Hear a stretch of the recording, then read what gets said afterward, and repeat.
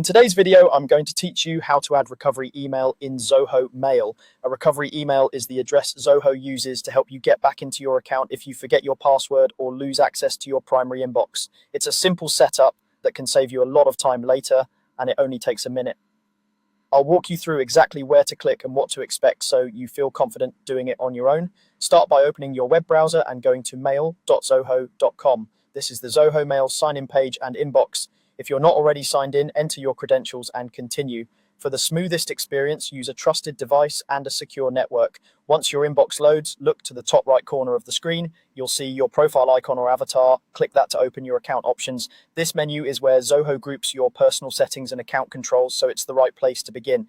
In the menu that appears, click My Account. This opens the Zoho account dashboard in a new page or tab. Think of this dashboard as the central hub for your identity, security, and personal details across Zoho services, not just mail. On the account dashboard, find and click Profile. This section manages your basic information and how Zoho reaches you. It's the area that controls your contact details, which is exactly what we need.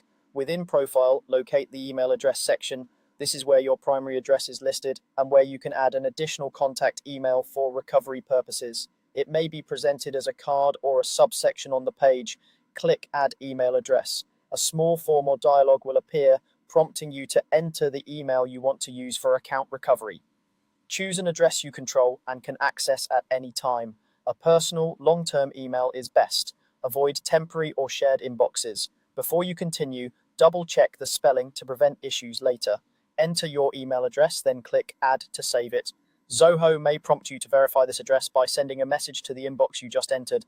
That verification ensures you truly own the address and lets Zoho use it for password resets and important alerts. That's it. You've added a recovery email in Zoho Mail. If you don't see these options, try refreshing the page, switching to a desktop browser, or confirming you have the right permissions in your organization.